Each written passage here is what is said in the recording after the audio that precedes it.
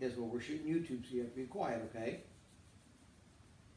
Hinges Creek is on YouTube, but Hinges Creek is on YouTube, but Hinges Creek is on YouTube, but Hinges Creek.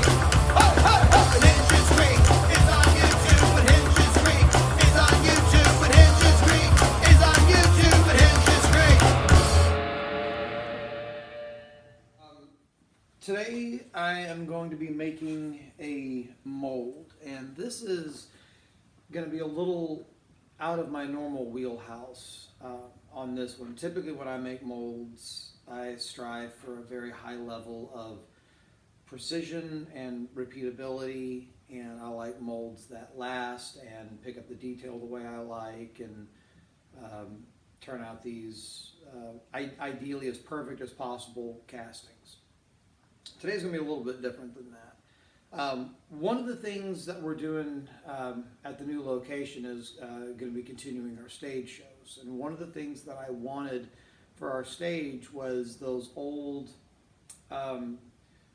stages from the teens and 20s and 30s that had the little half shell light holders across the front edge. It had a little light bulb in the back of each one.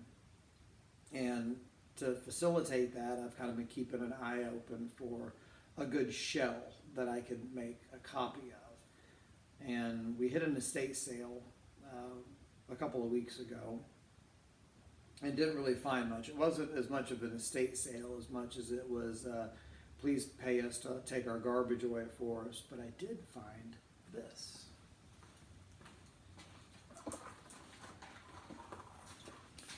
This super tacky, disgusting gold lamp. But it has this great looking shell shaped lid, visor, top.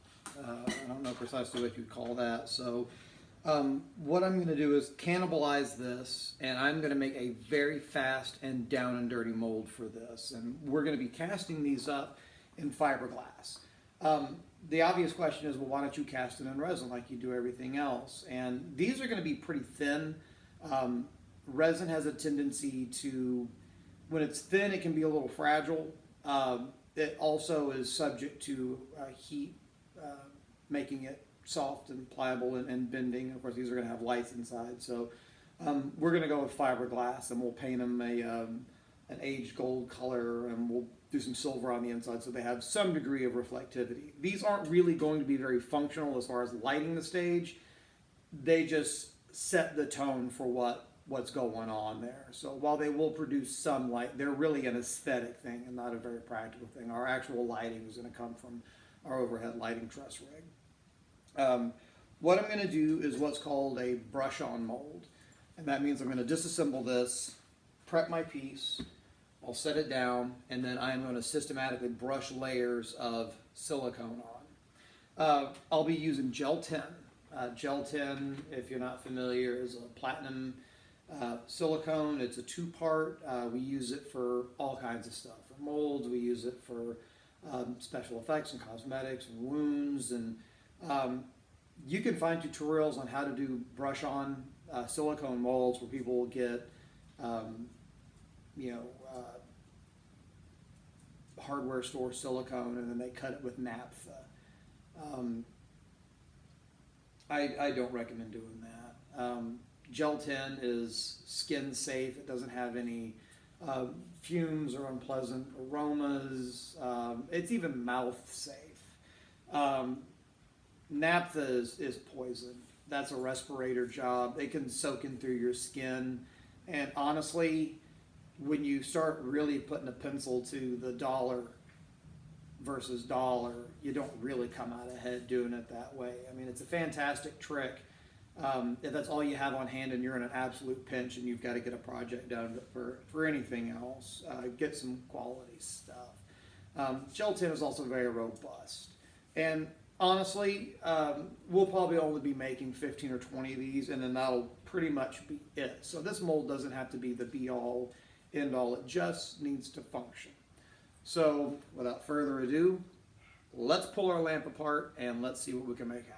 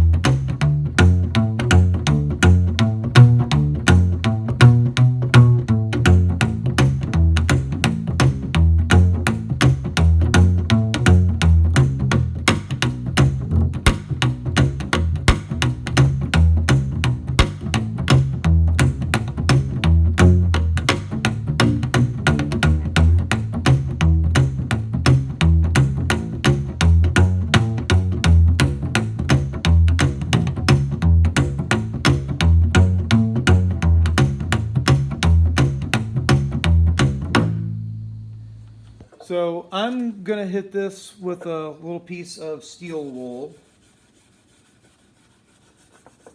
and just kind of polish it up a little bit.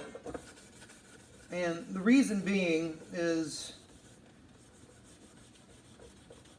anytime there's like dirt and debris and stuff like that on your piece, if you make a mold of it, then those pieces get transferred into the mold and then into every subsequent casting. And it's always easy to take something nice and make it disgusting. When it starts out disgusting, it's hard to make it nice again. And a good rule of thumb for distressing and weathering, especially when things need to look old and scary, people often think, well, I need to make this thing and then make it gross and aged and weathered. And the reality is you almost have to make it look nice first and then go back and do all your weathering. It keeps it from looking a little contrived. It's a very subtle thing, but it's the difference between people looking at something and going, that looks old, versus people looking at something and going, wow, that looks old. Subtle, subtle, subtle difference. But you don't want it to look old, you want it to look old. All right, so we're going to do just a little bit of prep work on this. I took the price tag and I stuck it over the hole here. Whenever we go to actually assemble these, we'll make a new hole that's specific to the kind of fixture we're going to be putting inside. The other thing that I'm going to do, first and foremost, I'm working on a piece of glass. This is my favorite working surface for mold work. It's important to start with a level surface as much as is possible. It won't be super critical for this mold in particular, but you know, just a good habit. As far as the glass goes, I get these out of old 80s stereo cabinets that people throw away. And the reason those are important is it's tempered glass, which means it's very stiff. Regular glass can flex, and you don't really want that. It's also more prone to break. This one's pretty robust. It's also very, very smooth. It's easy to clean and scrape with the razor blade. What I'm actually going to do is put a bead of glue around the perimeter of this and glue it down. And then this is going to be my, my work surface. So let me let my hot glue gun here heat up. We'll glue this down. And we'll hit it with a little bit of release, and then I'll show you how to mix up some silicone. All right, let's get some glue on this thing.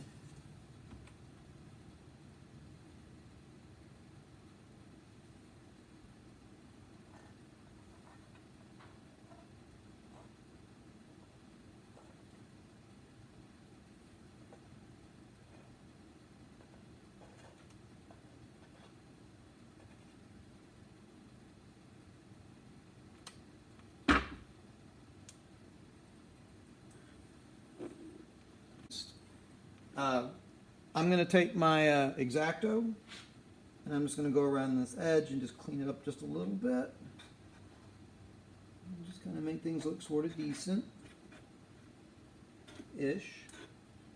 Again, this is not a critical hero kind of piece. Okay, now let's get some silicone mixed up. Now the silicone that we're going to be dealing with is Platsil Gel 10. There you go.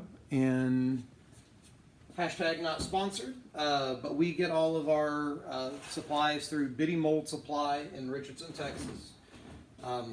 We've been buying stuff from them since their early days of selling things to people like us.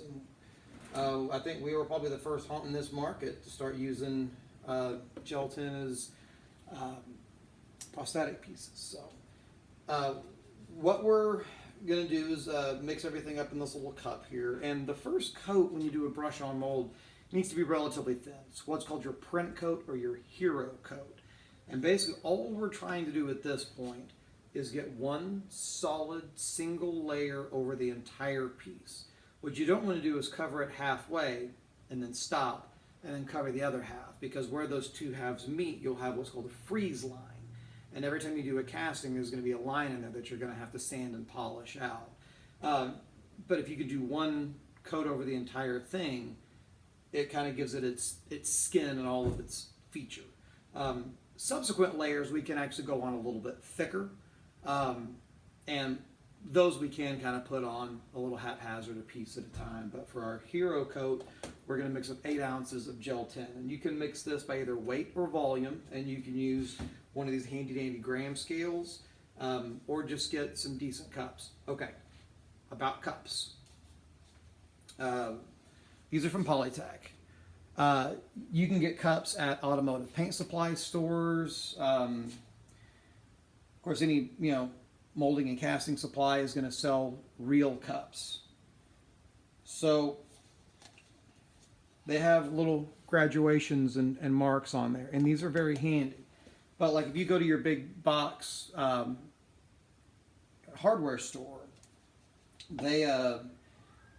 it'll say on the cup, measurements are approximate, and that is absolutely not what you want. They can be off as much as 10 or 12%. And on most AB mixtures, you kind of have like a 3 to 6 percentile margin of error. And that means 12 to 15 is going to go very poorly. And you're going to have something that either sets up too quick or doesn't set up at all, or is gummy and just isn't. If it says measurements are approximate, it may as well say for entertainment purposes only. There is 0 point in getting those cups. Get the quality ones, and they're more reusable than you think. And I'll show you a trick on that too as we get into this. So I'm going to do this by weight, just because it's what I'm used to. This stuff is reasonably thick, so you kind of have to anticipate when it's time to stop pouring. So we're going to pour in 4 ounces of A.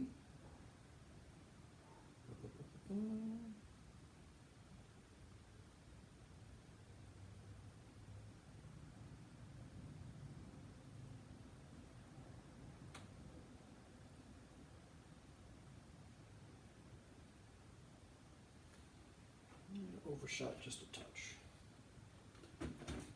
So if I was going for 8 ounces and I was going to put in 4 and 4, if I overshoot 1 to 4.1, I just bring my total to 8.2.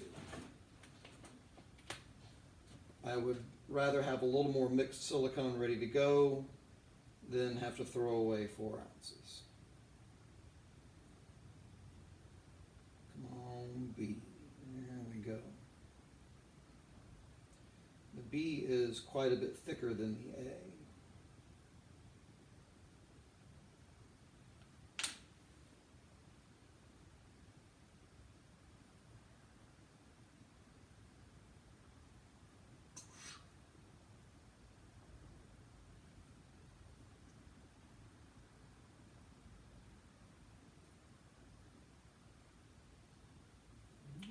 Close.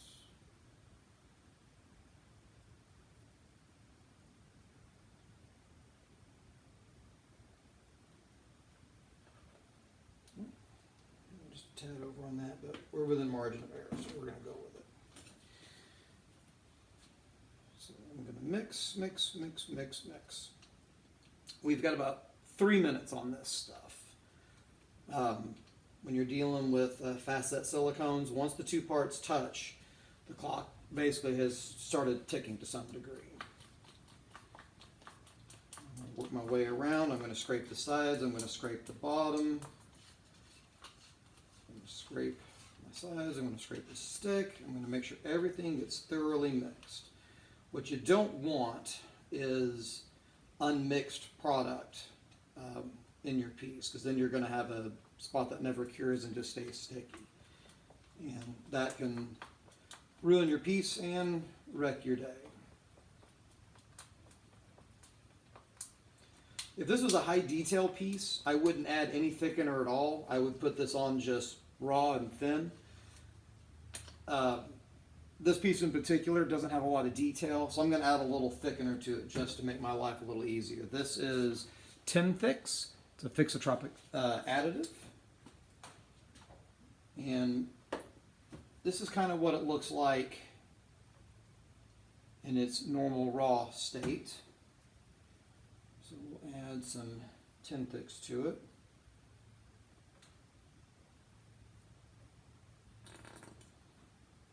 It doesn't take much, just a few drops, which is good because it's about all that's left in this jar.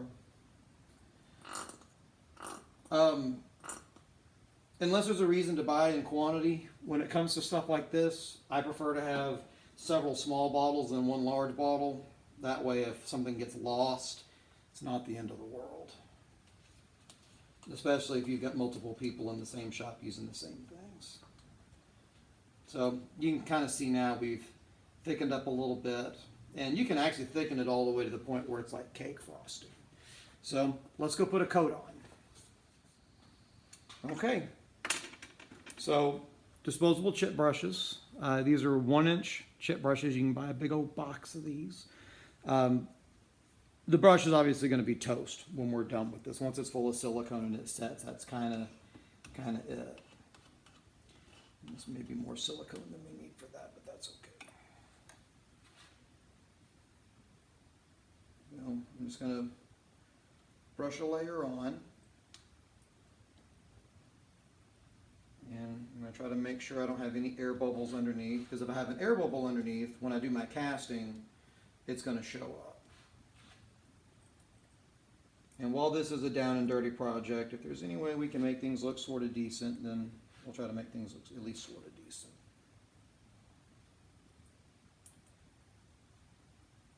Now, how many coats we put on is going to be a little bit dependent on kind of how it lays out. 1/4 inch is a good rule of thumb. I may go a tad under on this one, just because this mold isn't going to see a whole lot of use.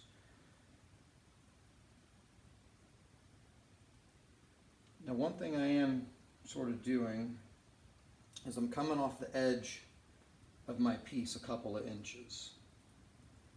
And that'll actually make a little more sense later as we get further into this. But this kind of gives me a flange to kind of work around. Because ultimately, after we finish with our silicone, we're going to be making a hard shell to go over this. And that's going to give it its shape. Give it some rigidity and make it easier to handle and work with while we cast it.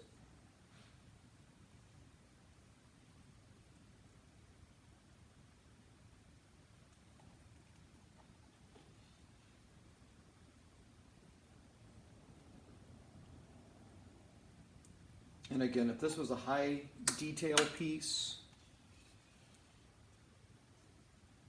we would absolutely have not added any thickener to this.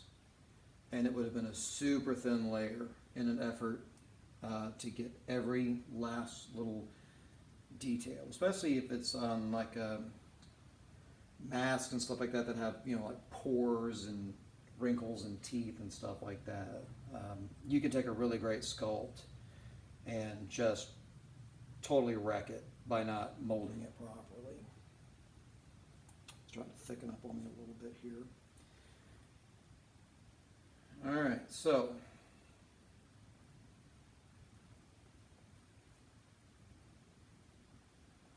I'm going to take this brush and I'm going to stick it down in the bottom of that cup. And here in just a little bit, once this has a chance to set, I'm going to show you a trick that you're going to thank me for forever. Also, a fun little tip. This stuff cures reasonably well in, 5 to 10 minutes, and you're kind of ready for your next coat. But I know there are times where people need to move a little faster than that. So the cure time on this is that's based on room temperature at 70 degrees. Let's say you're working on a movie or a film set, and someone's like, hey, I need to make a fiberglass shell of this, and I gotta have it in the next 90 minutes or we can't film, or it's gonna cost us a fortune, and you need to speed the process up. One of the beauties about gel tin is if you increase the heat, you increase the amount, well, I guess you decrease the amount of set time. It increases the speed in which it will set.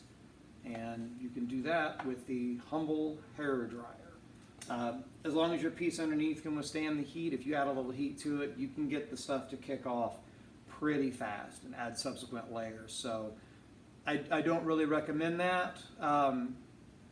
But one thing I've learned about show business is sometimes in an effort to get the job done and keep getting work, you kind of have to break away from conventions and break rules, and you need to be the one to figure out how to get it done now. So, $8 Amazon. Okay, so this first layer, still a little bit sticky, but it's pretty well firmed up. So I'm going to systematically go through and mix up a couple more layers like I just did and thicken this up a little bit. Okay, so you remember I said I had a super cool trick for cleaning out your cups. When it comes to like silicone and stuff like this, don't try to clean your cups while they're wet. I mean, you could do it with acetone and whatnot, but it's crazy. You kind of just leave your brush and your stick in there, and if you're careful, you can actually just peel all of it out, and now you got a clean cup that you can use a reasonable number of times. So we're going to get a third and final coat on this thing, and then we'll see where we're at. So where we're at right now, we have our 3 layers of silicone on top of our pattern, which is of course our shell in here that we're wanting to make some copies of.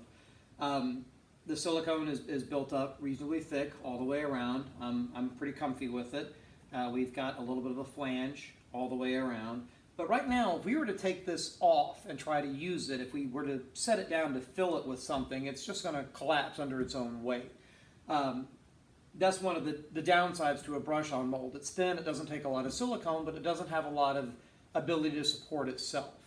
Like a block mold, like for instance, this mold here. When we put our, poured it around our parts, we poured it all the way up to the top and made a big block, so it's self-supporting. But this mold probably takes easily 4 times the amount of silicone this one takes. I think this one is a grand total of 24 ounces of silicone. So, to give it a little bit of strength, what we need to do is make some kind of a shell to go around the back. And there's quite a few ways to approach this. You can, of course, use raw plaster. You can do a fiberglass shell, resin, any number of things. But what we're going to do today is the down and dirty, super quick. Because again, the idea behind this is I only need like a handful of these one time. I don't want to make a super nice, expensive, precise mold that I can use for years and years and years. That is not at all what I need out of this.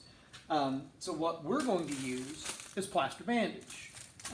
They don't really use this in medical stuff anymore. I think they're kind of past that point. They're using different stuff for casts now. But basically what this is a thin cloth. Well, let me just show you. It's a thin cloth, but it's embedded with plaster.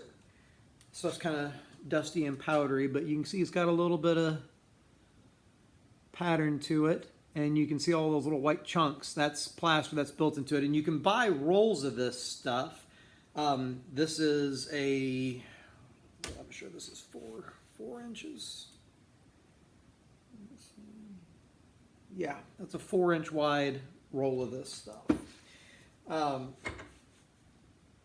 Anytime you're dealing with plaster or any kind of a gypsum product, the thing to remember, don't put it down the drain. What plaster does in real life when you use it is the same thing it'll do inside your pipes. Especially with PVC pipes, it sticks beautifully to PVC. This can be a plumbing nightmare. So what I always do is I get some hot water, I put it in a separate bucket, and that's what we're going to use to work with. And then when we're done, I'm going to take this outside, I'll dump it out in the grass, and then I'll use the water hose to rinse it out. And sorry about the camera angle on all of this. There was just no other way to shoot here. If I had known, I would have set this up elsewhere. So as y'all are learning, I'm learning also. I don't want the plaster to stick to the glass around it, because what I want to do is extend to the edges of this silicone, but there may be some areas where it actually spills out over on the glass, and I don't want it to adhere. Instead of using my good releases, I'm normally,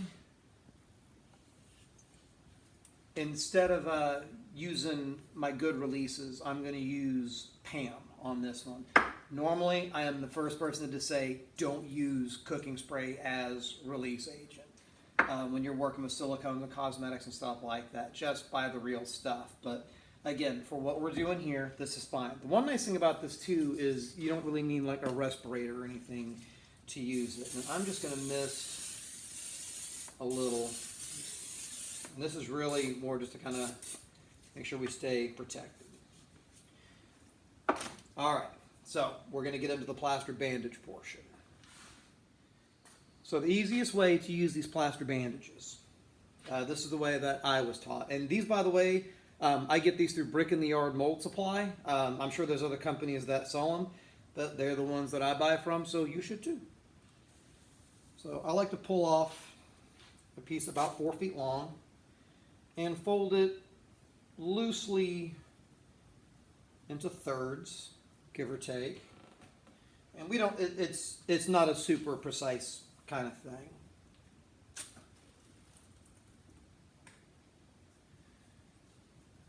And you can put it on in single layers, but it's a little bit thin. This kind of thickens it up a little bit and speeds the process up just a touch. And this stuff is very forgiving. And you notice I'm kind of laying everything out and I'm getting it ready ahead of time before I get my hands wet. Because once we start getting wet, we're in it. We're in it to win it.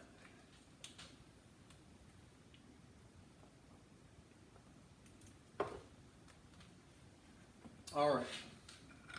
So the best way to do this, you want to grab both ends. You don't want to have anything loose and hanging off, because what's going to happen is when you get it wet and try to manipulate it, it's going to be hard to kind of line everything back up. So you hold both ends, kind of wad it up together, put it in the water, give it a gentle wring out, and then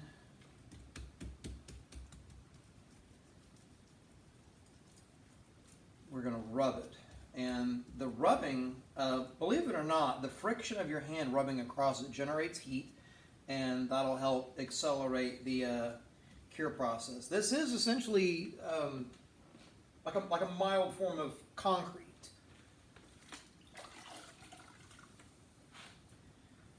And I'm just kind of working my way around the edge, and I'm not being real particular about this, because again, this is just a down and dirty production mold. It'll probably get put on a shelf in our production facility, and we'll probably sit there for 15 years until we have need for it again.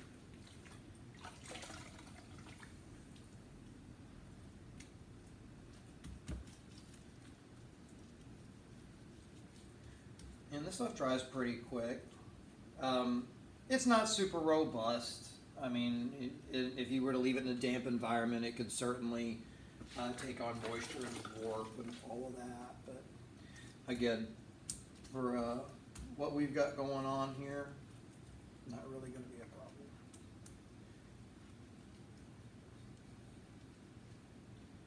Matter of fact, that first piece of that, I can feel it starting to firm up a little bit.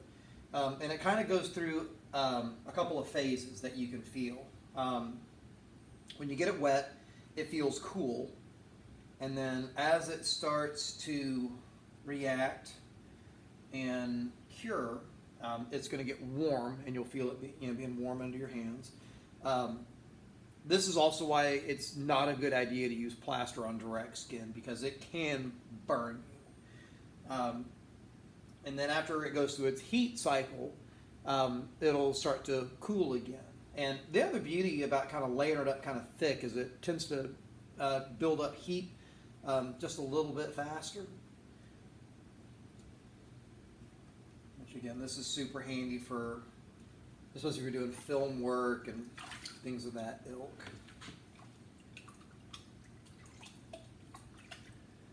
Alrighty. We're going to let that cure really good for a handful of hours, and then we're going to come back and demold this thing and see what we got on the inside. Okay. Getting things worked back in. We'll go with that. I went and changed clothes again real quick. Our plaster is completely dry, so now we're going to demold this thing and see what we're working with here. Nice thing, as it should theoretically kind of pull apart pretty easy. So there's our shell. I'm going to work up this silicone kind of around the edge here, peeling it up off my glass table. Silicone doesn't actually stick to anything on a molecular level other than other silicone, but it does achieve a pretty decent mechanical bond to things. Part of the reason I like using the glass is silicone doesn't tend to stick to it.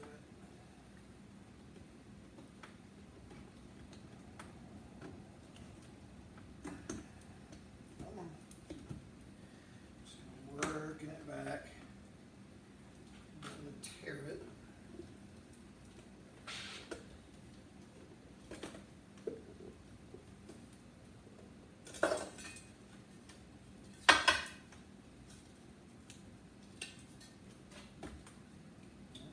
Our original piece of meat. So you look, you can see we've got pretty decent detail in this thing.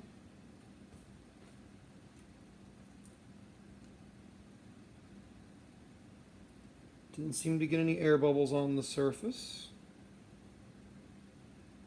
Yeah. I think this is actually going to work out pretty well for us. And the one nice thing about doing a brush on mold is with this nice, crazy, lumpy, irregular surface, it's not all that tricky to get this thing to line up its little shelf. So now I have this bowl, and whenever it's time to start doing our castings, we'll be able to set it in there like that, and we have a little flange that gives us a little bit of a lip to work with. So that's going to do it for this video. The next video that we do is going to be the actual casting process, and we're going to start laying some fiberglass up in this thing. But there you go. This is a super down and dirty, quick mold that ought to last for a decent number of pulls. I think grand total, I probably spent